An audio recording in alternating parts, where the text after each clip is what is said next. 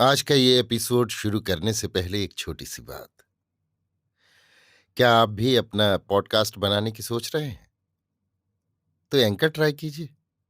ये पॉडकास्ट बनाने का सबसे आसान तरीका है। नंबर एक, ये फ्री है। नंबर दो, इसमें कई सारे ऐसे टूल्स हैं जो आपको अपने फोन और कंप्यूटर पर रिकॉर्ड और एडिट करने की फैसिलिटी देते हैं।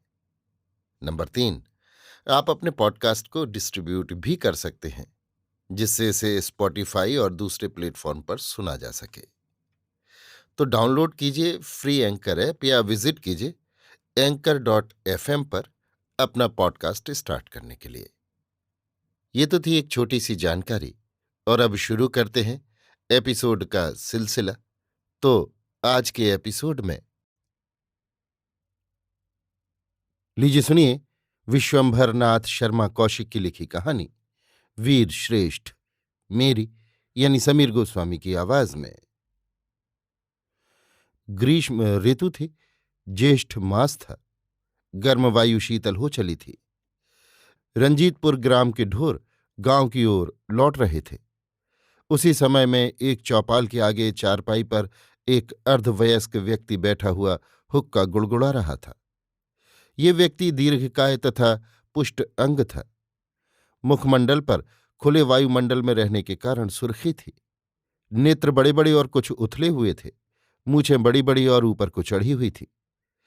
उसमें इधर उधर चमकने वाले श्वेत बाल यौवन की विदा और वृद्धापा के आगमन की सूचना दे रहे थे। ये व्यक्ति हुक्का पीता जाता था और अपने ही आप मुस्कुरा रहा था। उसी समय एक नवयुवक उसके पास आया और बोला, चाचा पाँव छुई। वो व्यक्ति बोला, जीते रहो बेटा, आओ बैठो।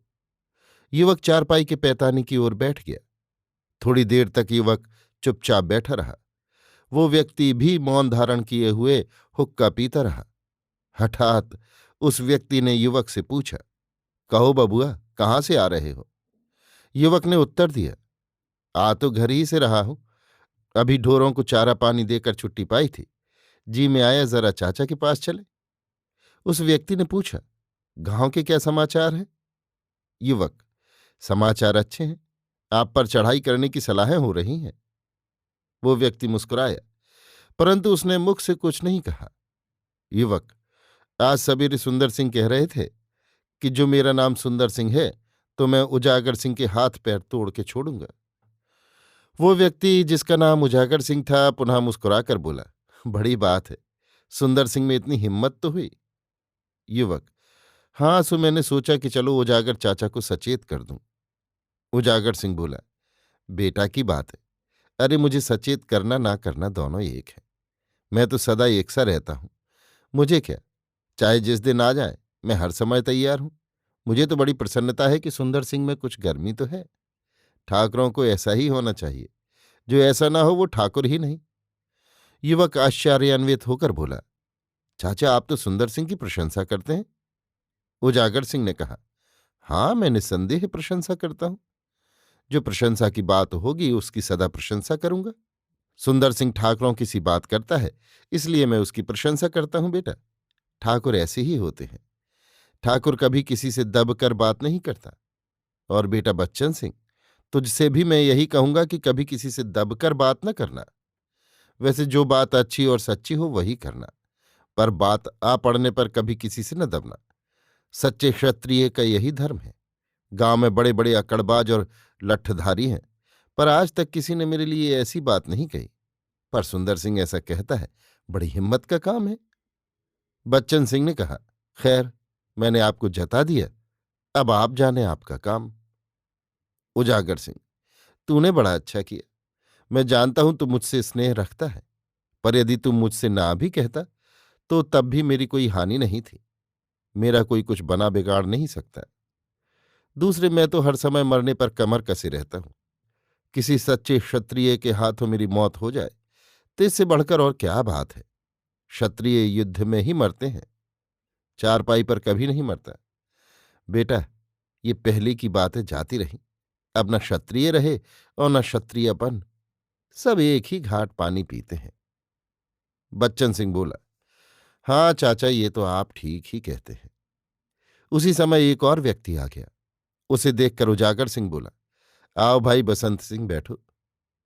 बसंत सिंह भी उजागर सिंह का समवयस्क था। वो उसी चारपाई के एक कोने में बैठ गया। बसंत सिंह के सामने हुक्का खिसकाकर उजागर सिंह ने कहा, ल्यो पियो। बसंत सिंह ने हुक्का ठीक करके पीना आरंभ किया। 2-3 कश लेने के पश्चात उसने पूछा, काहे उजागर भाई, क्या बातें हो रही थी?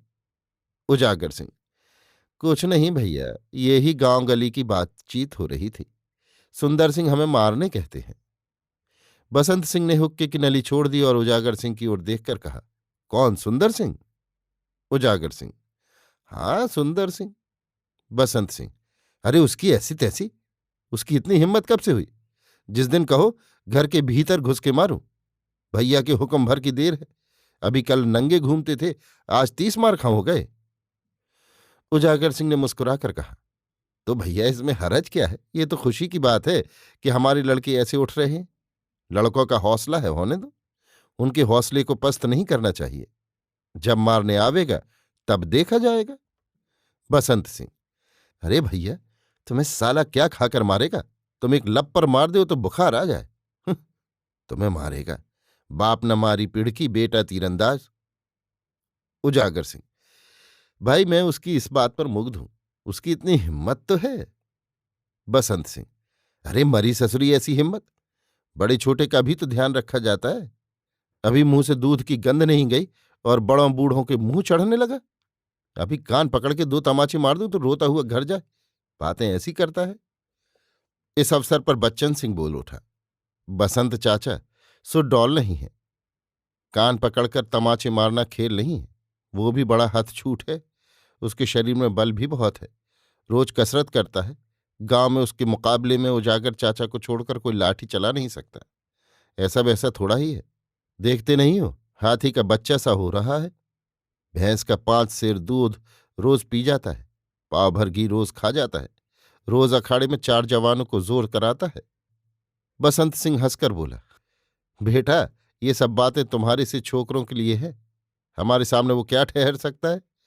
हम लोगों ने जितना दूध घी खा लिया, इतना आज के दिन किसी को पानी नसीब नहीं।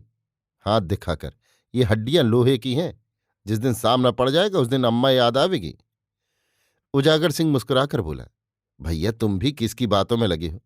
अरे कहने दो, मैं तो कह चुका हूं, लड़कों की हिम्मत इसी तरह बढ़ती रहे तो अच्छा है। भाई मुझे तो प्रसन्नता है। बसंत सिंह, हिम्मत बढ़ाने के लिए तो कोई बुरी बात नहीं, परंतु वैसे लड़कों को बहुत मुंह लगाना ठीक नहीं। उजागर सिंह, खैर देखा जाएगा, चिंता क्या है। सुंदर सिंह अपनी चौपाल में बैठा हुआ था। पास उसके इष्ट मित्र बैठे थे। सुंदर सिंह एक सुंदर तथा बलिष्ठ युवक था। वयस 24-25 वर्ष की। मुख पर ब्रह्मचर्य का तेज था। ये लोग आपस में बातें कर रहे थे। उसी समय बसंत सिंह उधर से निकले। उन्हें देखते ही सुंदर सिंह बोल उठा, चाचा चरण छुई। बसंत सिंह ने उत्तर दिया, चिरंजीव रहो। अरे बेटा सुंदर, ये गांव में कैसी खबरें उड़ रही हैं? लोग कहते हैं तुम उजागर सिंह से लड़ाई ठाने बैठे हो। सुंदर सिंह छाती ऊंची करके बोला, जो कुछ आपने सुना वो ठीक है। बसंत सिंह खड़े हो गए। बोले, आखिर ऐसी कौन सी बात हुई जो तुम इतने चिढ़ गए? सुंदर सिंह, अब चाचा बात क्या बताऊं? बसंत सिंह, आखिर बात तो कुछ हुई होगी, बिना बात तो ऐसा हो नहीं सकता। सुंदर सिंह, बात क्यों नहीं है? मैं पागल तो हूं नहीं जो बिना कारण किसी से लड़ाई मोल लूं। बसंत सिंह, तो वही तो मैं पूछता हूं कि बात क्या है। सुंदर सिंह, चाचा यहां आकर बैठो तो बताओ। बसंत सिंह चौपाल में चले गए और एक चारपाई पर बैठकर बोले, हाँ बताओ। सुंदर सिंह, बात यह है कि परसों रात को हमारी भैंस खुल गई थी, सो घूमती घूमती कहीं उनके खेत में चली गई। भगवान जाने वो कब खुली और कब खेत में पहुंची, मुझे कुछ मालूम नहीं। मैं भोजन करके उठा था, उसी समय एक आदमी ने आकर कहा, तुम्हारी भैंस उजागर सिंह के खेत में घुस गई थी, सो उन्होंने कांजी हौस भिजवा दी। पहले तो मुझे इस बात पर विश्वास नहीं हुआ। मैंने खबर लाने वाले से कहा, उजागर चाचा तो ऐसा करेंगे नहीं, किसी और ने भिजवा दी होगी। उस आदमी ने कहा, नहीं भैया, खास उजागर सिंह ने ऐसा किया। जब उनके आदमियों ने भैंस पकड़ी तो उन्होंने पूछा, सुंदर सिंह की मालूम होती है? इतना सुनते ही पहले तो वो कुछ देर तक सोचते रहे, फिर बोले, किसी की हो, जाओ कांजी हौस ले जाओ। सो चाचा भैंस उसी समय कांजी हौस भेज दी गई। मैंने जो ये सुना तो मुझे बड़ा बुरा लगा। मैंने कहा, अव्वल तो कांजी हौस भेजने का काम क्या था? जानवर सभी के पास हैं और सभी के कभी कभी खुल जाते हैं और जिस खेत में चाहते हैं घुस जाते हैं। जो सब इसी तरह कांजी हौस भेजने लगे तो काम कैसे चले? कई दफे खास उनके जानवर हमारे खेत में चर गए, पर हमने चूं नहीं की, चुपचाप पकड़कर उनके खूंटे में बांध आए। खैर, मैं उसी समय उजागर चाचा के पास पहुंचा। मैंने उनसे बड़ी नम्रता से कहा, उजागर चाचा, हमारी भैंस आपने कांजी हौस क्यों भिजवा दी? परंतु उजागर चाचा उस समय 7वें आसमान पर थे। बात क्या कही, मानो काटने दौड़े। बोले, भिजवाना दें तो क्या करें, अपना खेत चरवा डालें, और मैं क्या जानूं किसकी भैंस थी? कुछ तुम्हारा उस पर नाम तो लिखा नहीं था। और अब तो मैंने सोच लिया है कि किसी को रियायत न करूंगा, चाहे जो हो और चाहे जिसका जानवर हो। अपने खेत के पास भी पा जाऊंगा तो कांजी हाउस भिजवा दूंगा। सालों ने नाक में दम कर रखा है। घर में बांध कर खिलाया नहीं जाता, रात में खेत चरने को छोड़ देते हैं। अब चराने का मजा मिलेगा। मेरे मुंह से निकला, चाचा ये मल्लाही तो ठीक नहीं, ये तो दुनिया जानती है कि भैंस मेरी है। आपको ऐसा नहीं करना चाहिए था। आपके भी जानवर हैं और वे भी कभी कभी खुल जाते हैं। बस चाचा, मेरा इतना कहना था कि उजागर चाचा जामे से बाहर हो गए, कड़क कर बोले, मेरे जानवर किसी गाली दे कि खेत में जावें तो उसका जो जी चाहे सो करे, चाहे कांजी हास भेजे चाहे कसाई को दे दे, और मैं भी अब ऐसा ही करूंगा। वह अच्छी धांधली मचा रखी है, खेत का खेत चरावे और ऊपर से उपदेश देने आवे। कल का लौंडा चला वहां से, बड़ा कहीं का लाल बुझक्कड़ बनकर। इतना सुनकर चाचा मुझे भी क्रोध आ गया। तुम जानो, हम भी आध से आटा खाते हैं, हमारे शरीर में भी खून है।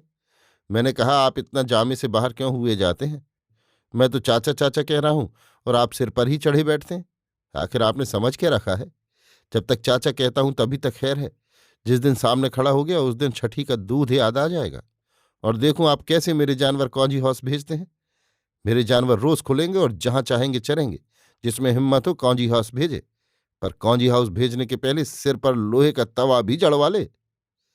इतना सुनते ही उजागर चाचा बाहर निकल आए और आते ही एक तमाचा मेरे मुंह पर मारा। क्या कहूं चाचा, मेरी जगह दूसरा होता तो चक्कर खाकर गिर जाता। मेरी भी आंखों तले अंधेरा छा गया।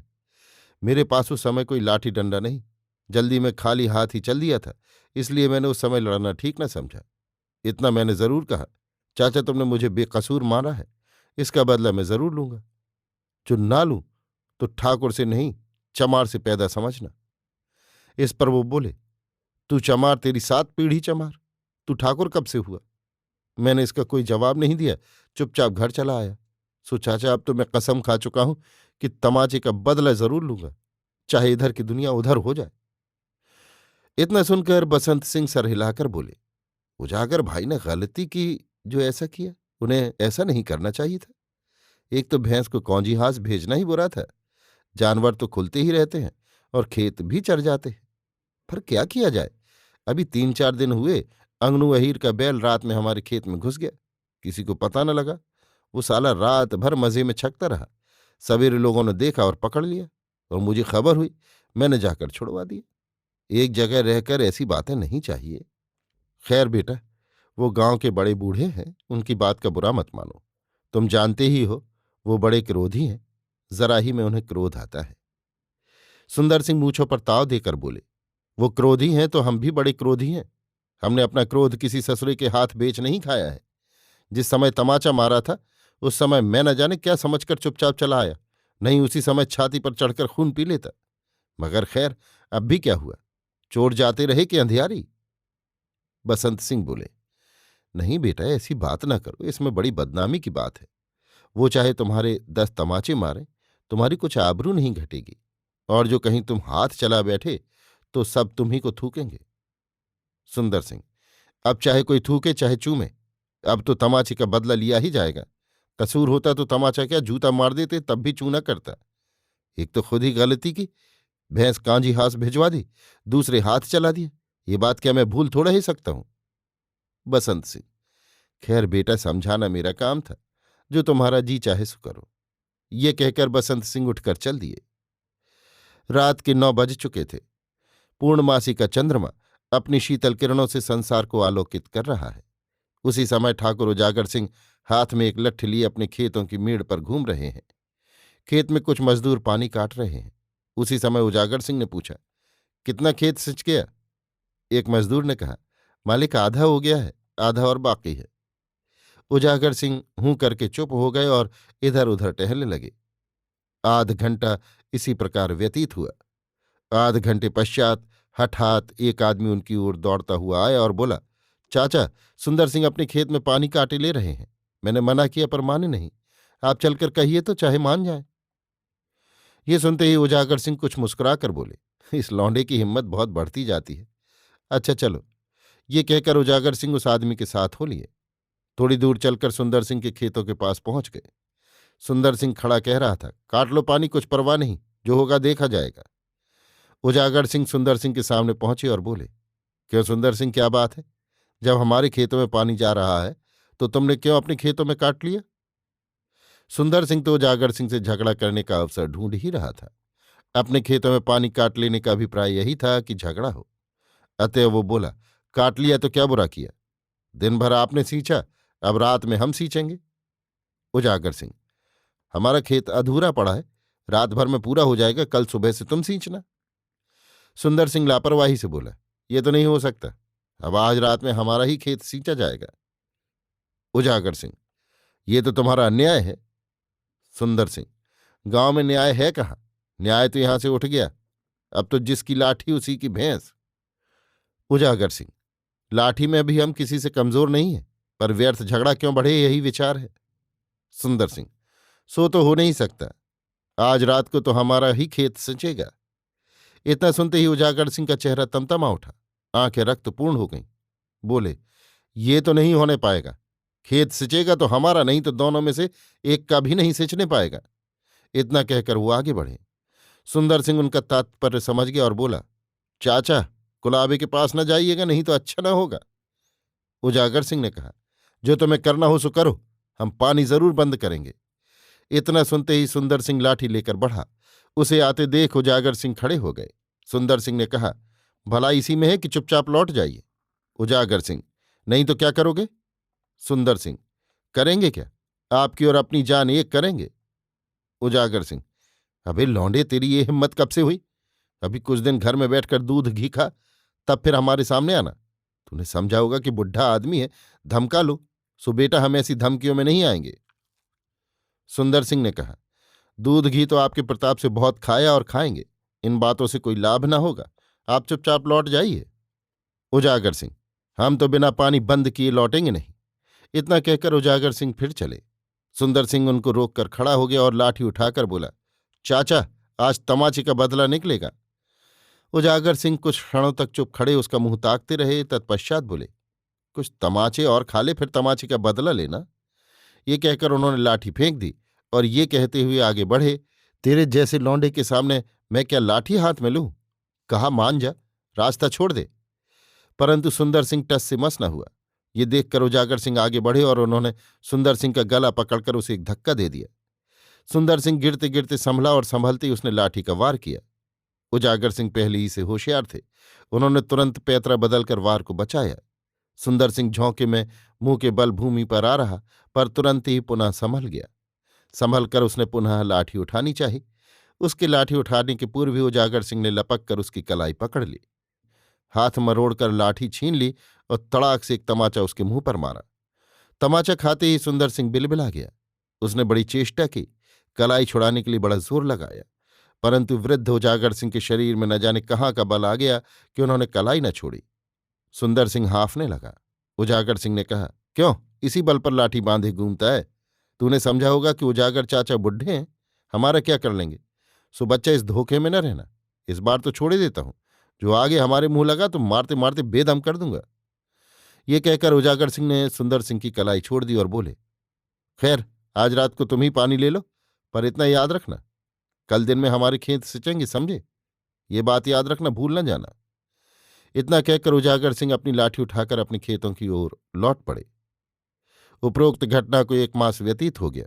सुंदर सिंह का हृदय लज्जा तथा क्षोभ से जला जा रहा था। उसे स्वप्न में भी विश्वास न था कि वो उजागर सिंह से इतनी बुरी तरह पछाड़ खा जाएगा।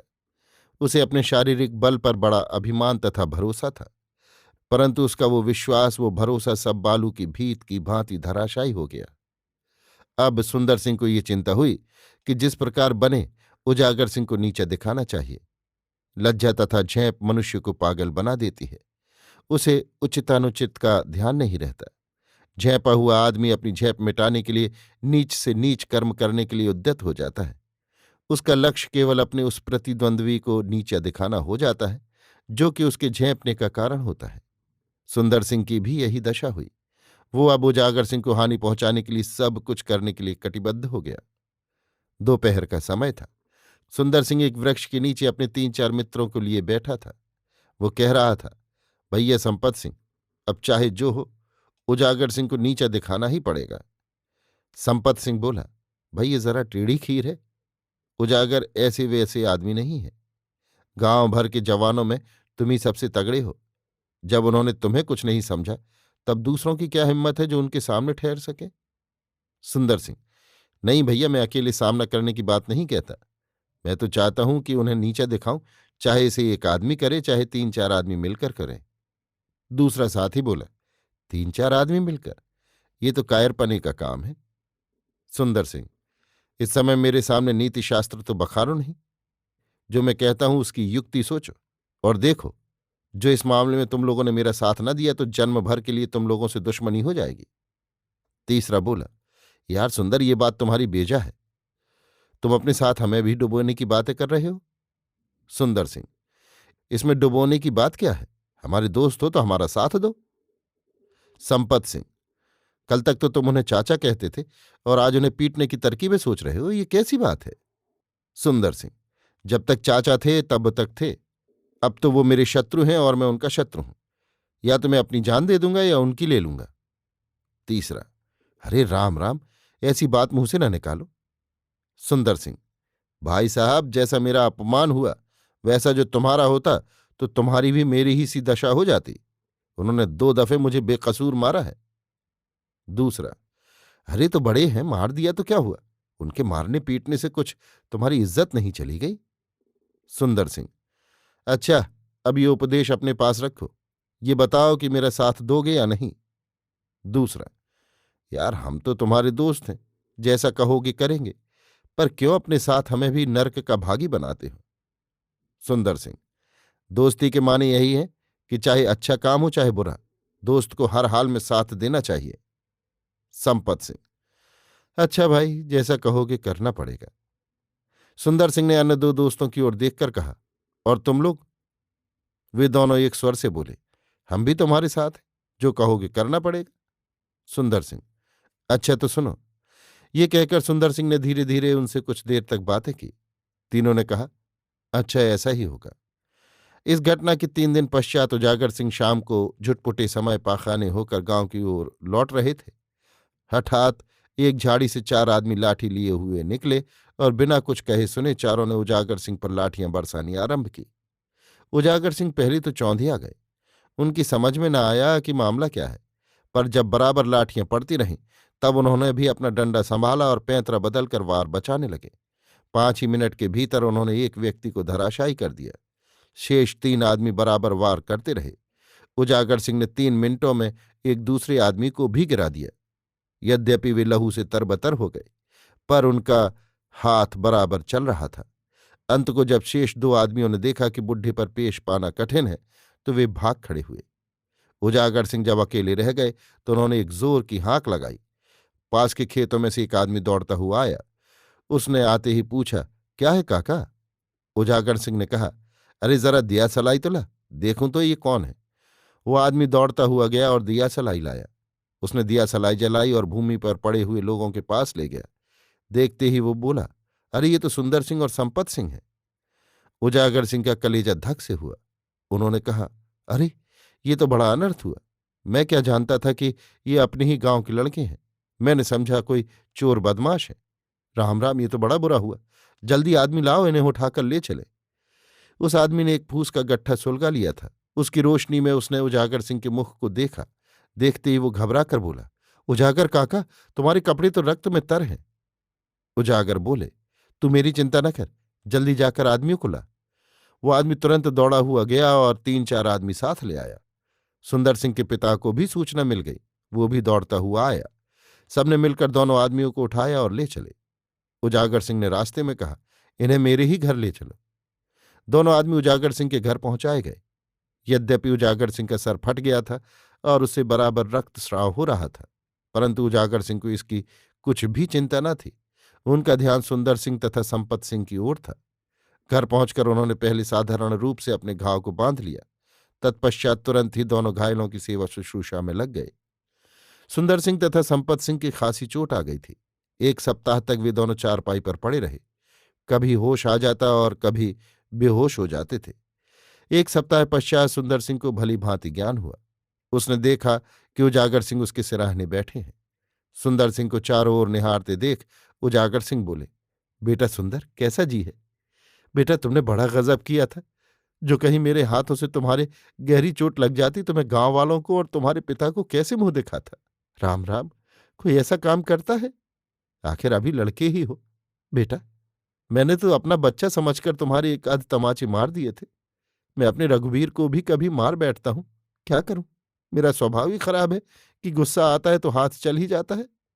रघुवीर की उम्र तुमसे कुछ अधिक ही है, कम नहीं, पर मैं उसे भी मार देता हूं। बेटा, मुझसे जो कसूर हुआ उसे माफ करो। भगवान जाने गुस्सा आने पर मुझे भले बुरे का ज्ञान नहीं रहता। बेटा, मेरे हाथों से तुम्हें इतनी चोट लगी है, मेरा कलेजा नुचा आता है। जिसे गोदियों में खिलाया वो मेरे हाथों घायल हुआ। मैंने उसका रक्त बहाया। ये दुख मुझे जन्म भर रहेगा। ये कहते कहते उजागर सिंह के नेत्रों से आंसू बहने लगे। सुंदर सिंह हाथ जोड़कर बोला, चाचा, मेरा कसूर माफ करो। मुझे नहीं मालूम था कि तुम्हें मेरी इतनी मोहब्बत है। मेरी आंखों पर पर्दा पड़ गया था। मैं तुम्हें अपना दुश्मन समझने लगा था। चाचा, अब आज से मैं तुम्हें अपने पिता से अधिक समझूंगा। तमाचा क्या, तुम जूतियां भी मारोगे तो कभी चूना करूंगा। ये कहकर सुंदर सिंह ने उजागर सिंह के चरणों की ओर हाथ बढ़ाया। उजागर सिंह ने उठकर उसे छाती से लगा लिया। अभी आप सुन रहे थे विश्वंभरनाथ शर्मा कौशिक की लिखी कहानी वीर श्रेष्ठ, मेरी यानी समीर गोस्वामी की आवाज में।